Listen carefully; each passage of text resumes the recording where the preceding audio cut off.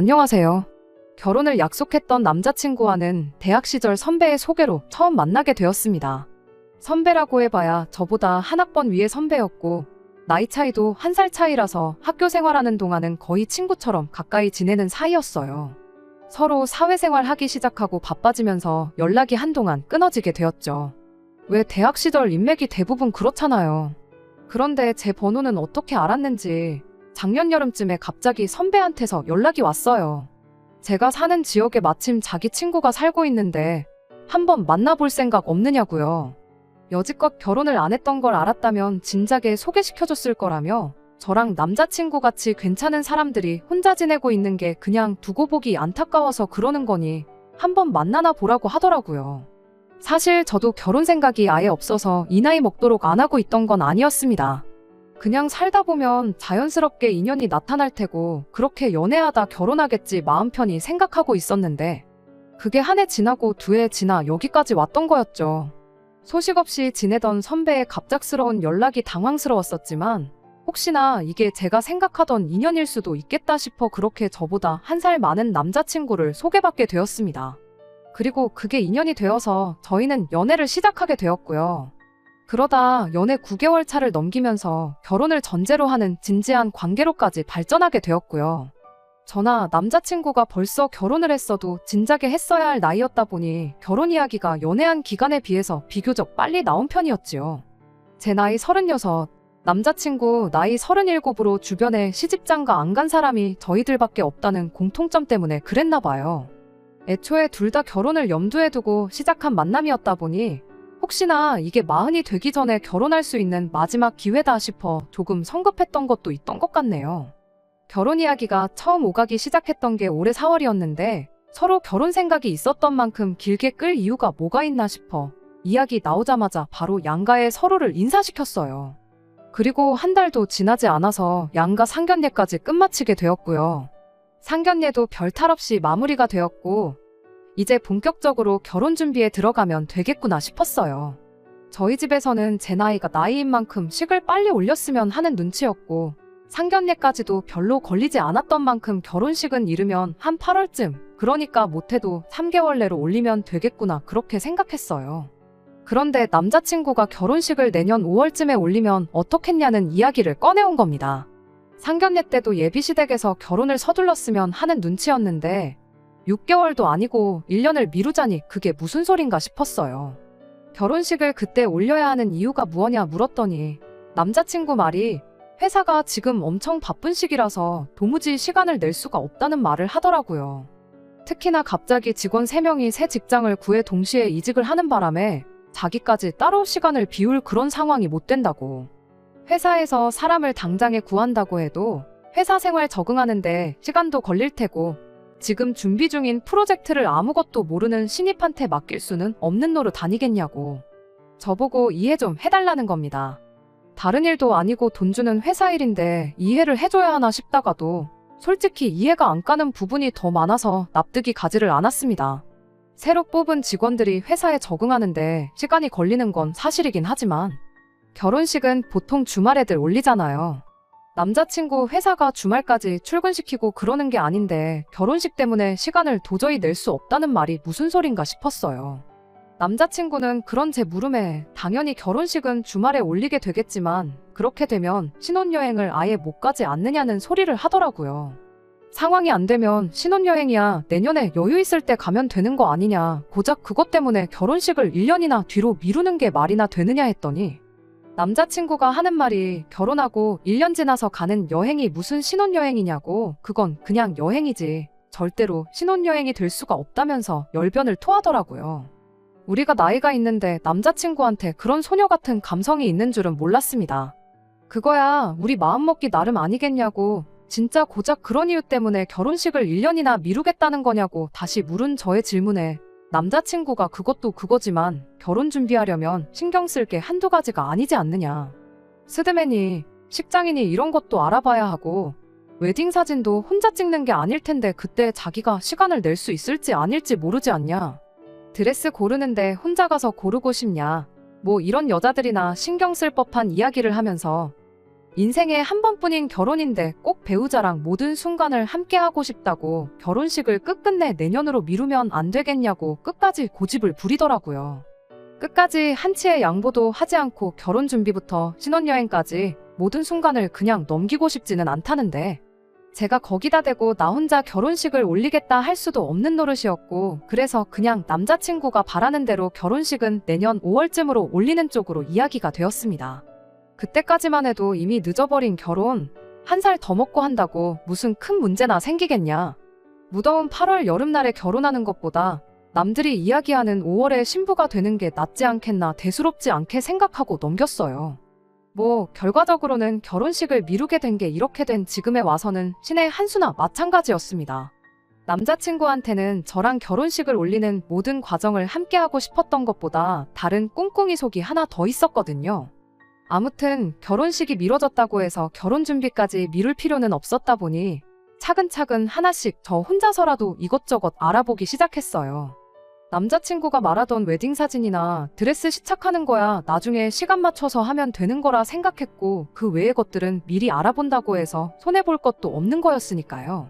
오히려 시간이 있는 만큼 제가 조금만 더 알아보면 얼마나마 결혼 비용도 절약할 수 있겠구나 그런 생각이었습니다. 신혼여행도 그중 하나였죠. 비행기표 같은 걸 미리 사놓으면 조금이나마 저렴한 비용으로 구할 수 있다고 알고 있었으니까요. 남자친구랑 이것저것 이야기하면서 유럽이 좋을까, 미국이 좋을까, 아니면 그냥 휴양지 같은 데 다녀오는 게 좋을까. 그런 식으로 뜬구름 잡는 이야기만 나누고 있던 중이었습니다. 미리미리 알아본다고 해서 엄청 아낄 줄 알았는데 생각해보니 그런 데서 한 푼 두 푼 아껴봐야 많아봤자 100만 원 남짓 할까 말까 싶더라고요. 적은 돈은 아니었지만 아무래도 가장 중요한 건 역시 신혼집 문제가 아닐까 싶었어요. 저희 지역이 서울하고 비교해보면 집을 구하는 게 그만큼 터무니없는 비용이 필요한 건 아니었거든요. 이쪽 지역이 요 몇 년 전부터 해서 개발되기 시작한 곳이라 신도시랑 구도시가 나눠져 있었는데 그래도 이왕이면 신도시 안에 있는 신축 아파트에 들어가고 싶었어요. 저희가 나이가 있는 만큼 모아놓은 돈도 꽤나 많았고 하지만 그렇다고 해도 신축은 신축이다 보니 가격이 많이 차이가 났습니다. 대출 없이는 집을 구할 방법이 따로 보이지 않았어요. 그래서 제가 먼저 신혼집은 어떻게 하고 싶으냐 남자친구에게 먼저 이야기를 꺼냈는데 남자친구 생각이 저랑은 많이 다르더라고요. 저는 원래 일단은 전세를 생각하고 있었어요. 일단 신혼부부를 위한 전세 대출 제도가 제법 잘 되어 있는 편이고 당장 원금을 갚는 게 아니고 이자 부담만 하면 되는 게 역시 전세 제도의 최대 장점이 아닌가 싶었죠. 그렇게 해서 딱 2년 정도 허리띠 졸라매서 전세금 돌려받고 그 돈으로 신축에 대출 없이 들어가는 게 저희 생각이었습니다. 하지만 남자친구의 생각이 달랐어요. 어차피 대출 받는 거 이왕 좀 더 받아서 처음부터 자가로 시작하는 게 더 낫지 않냐고요. 괜히 신도시 개발되면서 집값도 덩달아 오르게 된다면 그건 그거대로 손해이지 않겠냐는 이야기였죠. 당장 이자 얼마 내는 게 집값 오르는 것만 하겠냐고 그리고 요즘 뉴스에서 전세 가지고 얼마나 말이 많냐고 나는 그게 불안해서라도 전세는 싫다고 딱 잡아 말하는 겁니다. 남자친구 말이 무조건 틀렸다고 할 수는 없었어요. 유튜브에서 반반 의견이 갈리긴 했지만 전문가분들 이야기하는 게 부동산이 당분간 내리면 내렸지 오를 일은 없다는 의견들이 저한테는 좀 더 와닿았거든요. 다만 전세에 대해서는 남자친구 말이 맞구나 싶기도 했습니다. 아파트는 비교적 안전하다지만 저 또한 전세금이 묶여버리는 그런 리스크를 지고 싶지는 않았어요. 어차피 결혼식까지 시간이 많으니 이런 부분은 좀 더 천천히 알아보면서 정할 일이면 되겠다 싶었고 그냥 저는 하던 대로 다른 데서 조금이나마 비용을 아낄 생각이나 해야겠다 싶어서 그 후로 신혼집 생각은 하지도 않고 다른 걸 알아보기 시작했죠. 그런데 언젠가 남자친구가 저한테 우리 어차피 결혼할 건데 혼인신고를 먼저 올리는 게 어떻겠냐는 말을 꺼내왔어요.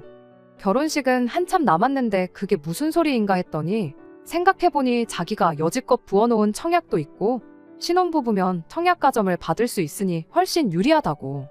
어차피 우리가 집을 당장 살 것도 아닌데 혼인신고부터 올리고 가점 받을 수 있는 거 싹 다 받아서 청약을 한번 노려보는 게 어떻겠냐고요.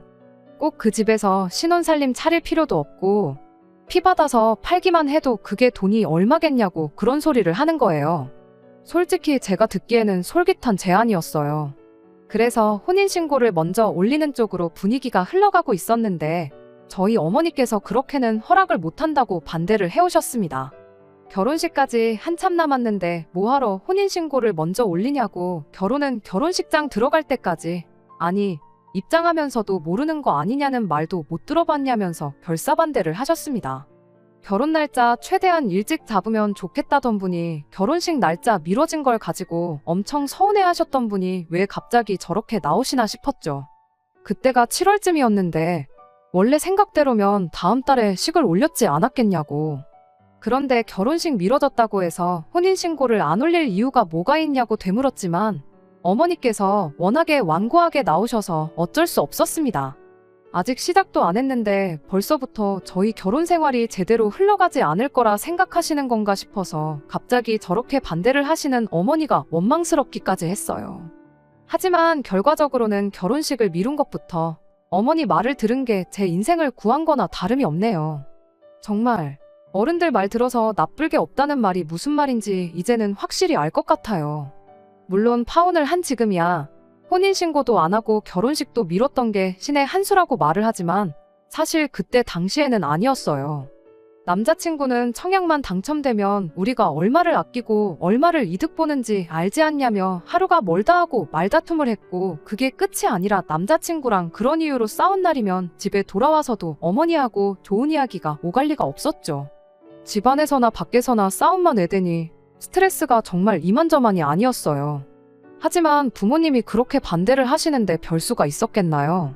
결국 좀처럼 의견을 좁히지 못하고 있던 와중이었는데 남자친구가 난데없이 그럼 일단 신혼집 문제는 자기가 알아서 하겠다는 말을 꺼내왔어요. 일 때문에 바쁘다더니 집을 어떻게 알아보려는 거냐 물었더니 그냥 이런 걸로 저랑 싸우는 것도 지치고 저는 저대로 알아보고 자기는 자기대로 알아보고, 그러고 나서 나중에 정하는 걸로 하자고 대충 말을 흐리더라고요. 저도 허탈해서 어이가 없었습니다. 저는 그것 때문에 자기랑만 싸운 게 아니고 저희 어머니랑도 투닥거리를 했는데 그냥 각자 알아보고 더 좋은 걸로 정하자는 소리나 하고 있으니 말이에요. 사람이 뭐 이렇게 강단이 없나 싶었고 남편감으로 괜찮은 사람인가 하는 생각까지 들었어요. 물론 혼인신고를 올리지 못하는 이유가 저희 부모님 반대 때문이긴 했지만 제 입장에서는 아쉬운 부분이 있었거든요. 어차피 우리 집에 인사도 벌써 드렸고 상견례도 마친 데다가 결혼식만 올리면 끝인 이 상황에 생각처럼 풀리지 않는 일이 있으면 어떻게든 저희 집까지 찾아와 저희 부모님을 한번 설득이라도 해보려는 시도 정도는 해볼 수도 있는 거 아닌가 싶었거든요. 그런데 몇 주 동안 저한테 어떻게든 부모님 허락을 받아와라 찡찡대기만 하지 결국 마지막에 가서 저희 부모님의 허락을 끝내 받아내지 못한다고 한들 자기가 나서서 직접적으로 문제를 해결하려는 모습을 보여주지 않는 게 못내 아쉬웠습니다. 그런데 난데없이 남자친구가 전에 없이 강단 있는 행동을 보여줬어요. 저희 집에 찾아와 부모님을 설득해서 정면 돌파를 하는 게 아니라 저랑 그 어떤 한마디 상의도 없이 집을 사버린 거죠. 정말 무슨 말을 해야 하나 싶을 정도로 어이가 없었습니다. 결혼식 날짜가 잡힌 것도 아니고 5월쯤 올리는 게 어떻겠냐고 대충 말만 맞춰놓은 와중에 그날까지 반년을 넘게 남겨놓은 시점에 난데없이 집을 샀으니 이제 신혼집 문제로 골머리 썩을 일 없다고 통보를 해왔으니 말이죠. 무엇보다 가장 어이가 없던 건 그 중요한 결정을 저랑 그 어떤 상의 한마디 없이 내렸다는 데 있었죠. 심지어 혼자 대출까지 받고 자기 부모님한테 돈까지 끌어다가 집을 샀다는데 어이가 없었지요. 그 와중에도 혹시나 결혼이 엎어지지는 않을까 걱정을 했던 건지 명의까지 개인 명의로 해서 집을 구했답니다. 해명하기를 앞으로 결혼식 비용이니 신혼여행이니 혼수니 이런 거 해서 돈 들어갈 일이 투성이니 당장 계산하기 불편하게 돈을 합치지 말고 일단은 제 돈으로 다른 걸 전부 다 해놓고 나서 그때 가서 다시 계산을 하자면서요. 결혼식 올리고 혼인신고까지 마치면 저한테 남은 돈으로 자기 부모님한테 빌린 돈 먼저 갚아드리고 그리고 같이 대출 갚으면서 집도 공동명의로 바꾸자는 의견을 전해왔어요. 그런 게 중요한 게 아니지 않냐고, 어떻게 그런 큰 결정을 나랑 상의 한마디 없이 내릴 수 있냐고 따졌더니 집값이 하루가 다르게 바뀌는데 조만간 시세가 오를 것 같아서 일단 집을 먼저 구했다고 하더라고요. 어차피 구했어야 할 신혼집인데 좋은 매물이 있으면 미리 사놓는 게 절대 손해가 아니라면서요. 그러면서 집 주소를 받아서 인터넷에 검색을 해봤더니 위치부터가 어이가 없었습니다. 남자친구 회사랑은 걸어서도 다닐 수 있을 만큼 엄청 가까웠는데 제가 다니는 회사랑은 물론이고 저희 집이랑도 정반대 방향에 있어서 저는 이미 출퇴근부터가 힘들어 보였어요. 남자친구가 하는 말이 어차피 차 한 대는 결혼하면 꼭 필요하지 않겠냐. 그러니 제 돈으로 일단 차를 한 대 뽑아서 그걸 출퇴근용으로 제가 쓰면 되는 거 아니겠냐입니다. 검색해본 김에 집 시세도 같이 찾아봤더니 작년에 비해서 크게 변동사항이 없었는데 시세가 오를 것 같다고 집을 샀다는 말하고는 모순이 있었죠. 그것도 남자친구가 해명하기를 이쪽 근처 일대가 향후 5년 내로 재개발 예정지가 될 거라는 이야기를 부동산 정보통한테 들었다고 하더군요. 인터넷을 아무리 뒤져봐도 재개발 비슷한 이야기는 하나도 없었고 오히려 주변에 신도시가 몇 개가 생기면서 남자친구가 신혼집을 구한 지역이 투자 가치가 없다는 이야기들 뿐이었습니다. 남자친구가 말하기를 저보고 생각 좀 해보라고 하더라고요. 그런 고급 정보가 인터넷에 돌겠냐며 아는 사람만 아는 특급 정보니까 오히려 저보고 괜히 어디 가서 말하지 말라고 입단속까지 시키더군요. 아무튼 저렇게 확신에 차서 말하니 그 부분에 대해서는 더 말을 안 하기로 했습니다. 이러나 저러나 여지까지는 제 돈이 한 푼도 들어간 게 없는 상황이기도 했고 남자친구 말 맞다나 차도 결혼하면 한 대 뽑을 생각이었으니까요. 오히려 출퇴근하는데 차가 생기면 저한테 유리한 점도 있으니 최대한 좋은 쪽으로 생각하려고 했습니다. 혼인신고 먼저 올리고 청약을 도전해보기로 했던 것도 수포로 돌아간 게 어떻게 보면 저 때문이기도 하고 저희 부모님께서도 남자친구가 아무런 상의도 없이 큰 결정 내린 건 괘씸하긴 하나 우리 돈 들어간 거 한 푼 없으니 그냥 결혼 이야기 나오기 전부터 신혼집을 가지고 있었다 그렇게 생각하고 그냥 넘어가 주자고 하시더군요. 아무튼 그렇게 신혼집이 생각보다 일찍 생기게 되었어요. 하지만 뭐 혼인신고도 미리 안 된다던 저희 부모님이 혼전 동거를 허락할 리도 없었고 식 올리기까지 기간이 애매한데 누구한테 새들어 살라고 하기도 그렇고 거기에 당장 집 위치도 제가 출퇴근하기 여러모로 불편한 위치였다 보니 일단 결혼식 올리기 전까지는 집을 비워두기로 했죠. 그런데 또 일주일도 지나지 않아서 남자친구가 말을 바꾸더라고요. 자기는 신혼집에 먼저 들어가서 살아야겠다면서요. 자기는 부모님 집에서 출근하는 것보다 새 집에서 출근하는 게 훨씬 거리도 가깝기도 하고 집을 빈집으로 두면서 아무 관리를 안 하면 집에 그렇게 안 좋다는데 비워둘 이유가 하나도 없지 않냐면서 말이죠. 출퇴근 고작 몇십 분 빨리 하자고 혼자 살면서 나올 관리비며 인터넷 비용 등등. 그리고 남자친구가 음식을 직접 해먹을 리는 만무했고 혼자 살면서 분명히 배달음식 같은 걸로 끼니를 때울 게 뻔한데 그런 추가적인 지출에 대해서 생각을 하니까 솔직히 내키지는 않았습니다. 고작 몇십만 원이라고 해도 식까지 남은 시간이 한참인데 다 모으면 그것도 목돈이 될 테니까요. 하지만 워낙에 사람이 고집이 강한 데다가 이미 혼인신고 문제로 여러 번 다퉜기 때문에 괜히 또 싸우기 싫어서 그렇게 하라고 했어요. 얼마 후 남자친구는 정말 최소한의 필요한 것만 가지고 그 집에 들어가 살기 시작했습니다. 그런데 처음에는 컴퓨터 하나만 가지고 들어가면 충분하다고 하더니 또 몇 주 지나지 않아서 살림살이가 없으니까 너무 불편하다며 저보고 혼수를 미리 채워넣으면 어떻겠냐고 물어왔어요. 어차피 혼수는 제가 해오기로 이야기가 되었던 거다 보니 크게 상관은 없었지만 일단 저희 부모님께서 어떻게 신혼집을 상의도 없이 구할 수가 있냐며 잔뜩 화가 나신 상태였는데 거기다 대고 혼수를 미리 채워야겠다는 말을 꺼내기가 참 뭐했죠. 그리고 저 또한 아무리 나중에 같이 쓸 가정가구 장만하는 거라지만 미리 사놓는다는 게 썩 내키지 않았습니다. 남자친구가 혼자 살면서 깨끗하게 관리하면서 쓸 것 같지도 않고 괜히 결혼했는데 아무리 내 돈 주고 사는 거라지만 괜히 쓰던 중고품 쓰는 기분이 들 것 같기도 했고요. 그랬더니 남자친구가 너는 왜 하자는 것마다 전부 삐딱선을 타냐고 짜증을 냈는데 나는 적어도 상의라도 하지 않냐고 누구처럼 말도 없이 집을 먼저 사놓는다거나 비워두기로 했던 집에 갑자기 들어가서 살겠다고 우긴다거나 컴퓨터만 있어도 괜찮다더니 혼수부터 채워놓으라고 통보하듯이 하지는 않는다고 한마디 했더니 그때부터는 더는 뭐라고 못하대요. 남자친구는 그럼 다른 건 됐고 침대라도 하나만 사달라고 하더라고요. 바닥에서 자려니까 등이 베겨서 아주 죽겠다고요. 저렇게까지 나오는데 그것마저 안 된다고 딱 잘라 거절하기는 조금 그랬습니다.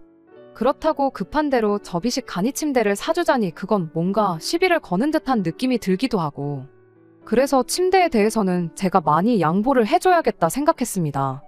결혼하고 나서 같이 살게 되면 커버랑 이불 정도만 바꾸고 하면 적어도 중고 쓰는 느낌은 안 들겠지, 그렇게 생각하고 말기로 했어요. 그런데 등이 불편해서 잠을 못 자겠다더니 한 달이 더 지나도 침대를 보러 가자는 소리를 안 하길래 이제 바닥에서 자는 게 익숙해졌나 봐 하고 한마디 건넸죠. 그랬더니 남자친구가 처음엔 못 알아듣는 듯 반응을 보이다 제가 침대 이야기하는 걸 알았는지 자기가 회사 일 때문에 도무지 시간이 나지가 않아서 침대도 그냥 미리 샀다는 소리를 하는 겁니다. 나중에 결혼 비용 정산할 때 한 번에 싹 정리하면 되니까 신경 쓰지 말라더라고요. 그때쯤 되니까 저도 가만히 있을 수가 없었어요. 집을 상의 없이 샀던 걸 그냥 넘어간 건 앞서 말씀드렸던 것처럼 청약 도전해보기로 한 거 저 때문에 못했던 것도 있었고, 부모님께서 그냥 남자친구가 애초에 처음부터 신혼집을 가지고 있던 거라 생각하라고 하셔서 그냥 넘어갔던 거거든요. 그런데 침대는 물론 집이랑 가격 차이를 비교할 것도 없겠지만 제 돈이 들어가는 거고, 앞으로 한동안은 저도 그 침대에서 자고 일어나고 할 텐데, 하루 이틀 쓰고 버릴 가구도 아니고 허리 건강에 직결되는 중요한 가구인 만큼 깐깐한 기준으로 골라서 사고 싶었거든요. 제가 뭐라 한마디 했더니 벌써 한 달 가까이 써서 환불도 안 된다니 어쩌니 하면서 저한테 정말 미안하다고 꼭 다음부터는 라면 한 봉지를 사더라도 꼭 저랑 상의하고 무조건 제가 오케이 하는 것만 사겠다며 한 번만 봐달라고 싹싹 빌더라고요.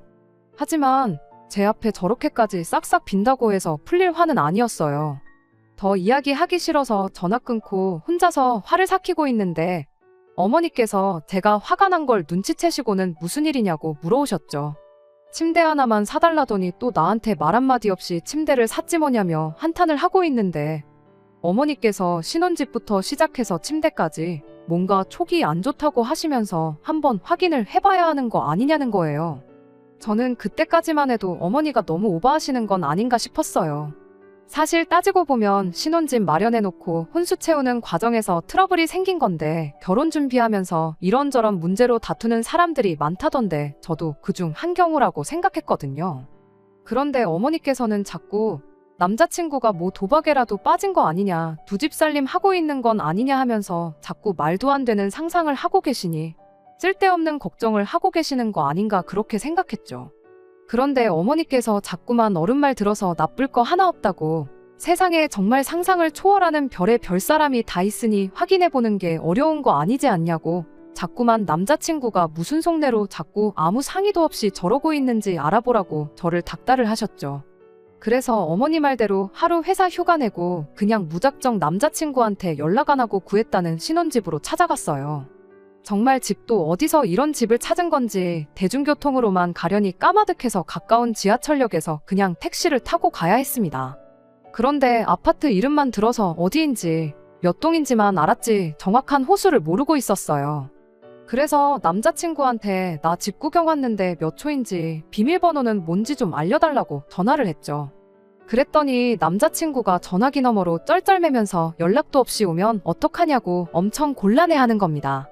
너는 상의도 없이 집도 사고 침대도 샀으면서 나는 앞으로 내가 살 집인데 그거 허락까지 받고 와야 하냐고 한마디 쏘아붙이고 빨리 몇 초인지랑 비밀번호나 알려달라고 했어요.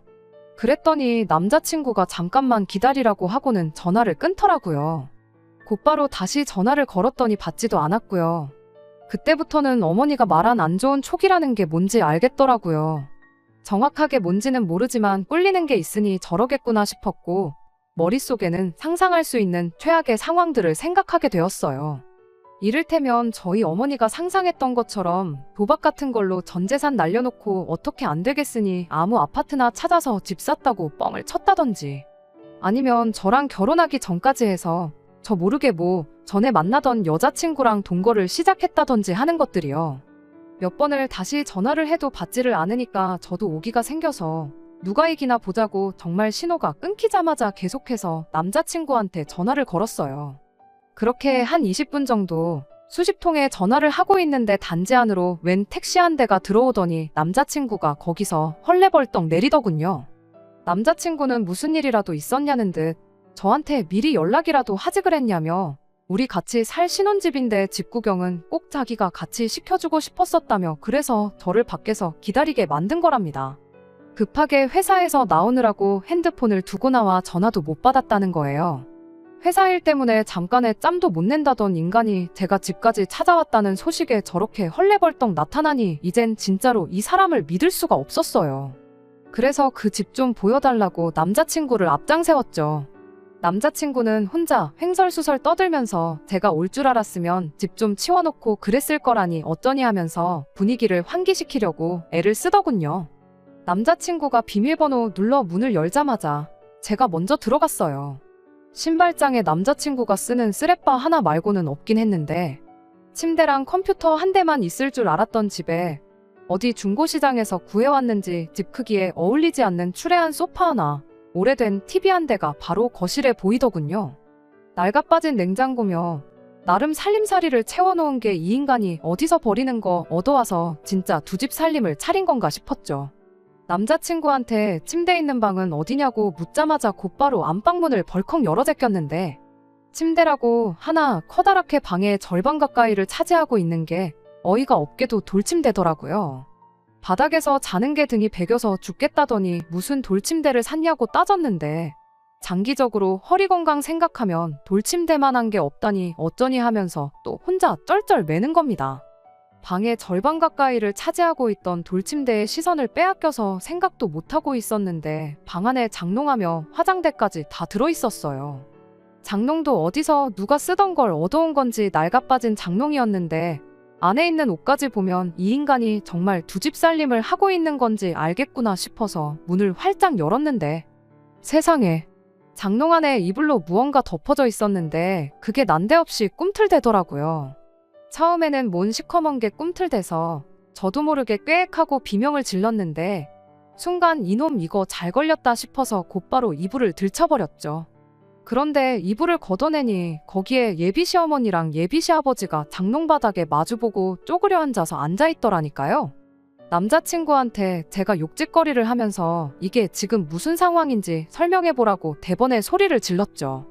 잠깐 추스르고 나와서 저희는 거실에 있던 낡아빠진 소파에 앉았습니다. 자세히 보니까 집안에 채워져 있던 낡아빠진 살림살이들이 남자친구 집에 처음 인사드리러 갔을 때 예비시댁에 있던 가정가구들이었다는 게 생각이 나더라고요. 아무튼 일단 놀란 가슴도 어느 정도 진정시켰으니 남자친구한테 대체 이게 다 무슨 상황인지 설명해보라고 했어요. 처음에는 궁시렁궁시렁 혼자 지내니까 밥도 잘 못 챙겨 먹고 그럴 것 같아서 그래서 부모님이 잠깐 와서 같이 살아주시는 거라고 둘러대더라고요. 결혼하면 짐 빼서 나가실 거라고요. 사람 우습게 보지 말라고 그럼 방에 있는 저 돌침대는 왜 있는 건지 설명 좀 해보라고 그리고 두 분은 왜 장롱에 숨어 계셔야 했던 건지 설명해보라고 했죠.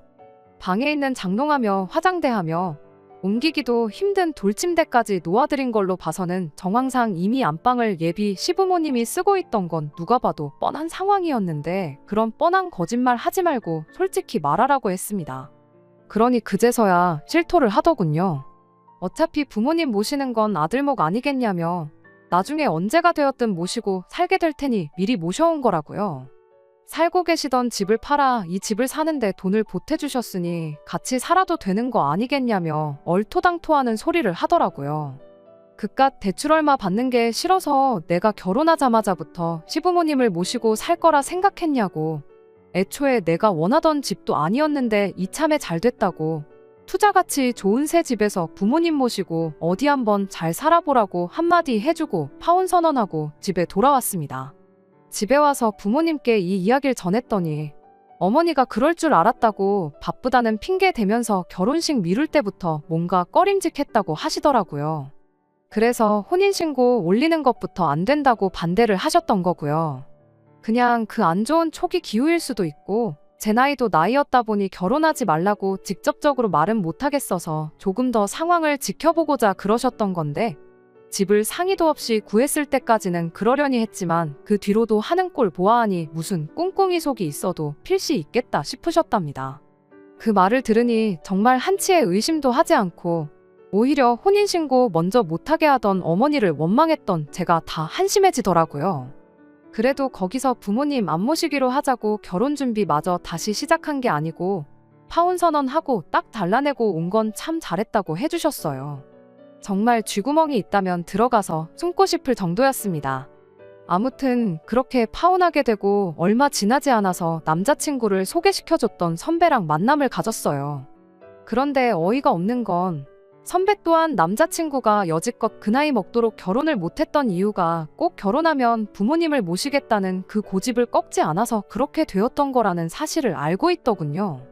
저를 소개시켜주기로 하면서 선배가 남자친구한테 부모님하고 같이 살 생각 하지 말 것을 조건으로 저를 소개시켜줬다고 해요. 남자친구도 그렇게 하겠다 했고요. 그런데 알고 보니 그건 그냥 대답만 했던 거고 아예 저한테는 모르게 해서 결혼 준비 먼저 하고 어떻게든 부모님을 모시고 살 계획을 뒤로 꾸미고 있었답니다.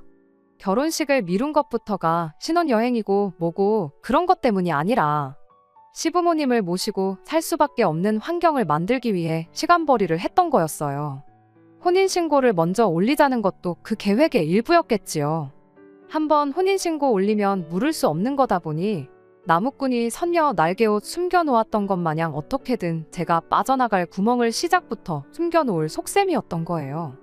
그런데 저희 어머니의 성견지명 덕분에 그 계획이 수포로 돌아가니 일단 제가 절대로 찾아가지 않을 만한 위치에다가 집부터 구하고 그 집에 시부모님을 모셔서 살 생각이었던 것 같아요.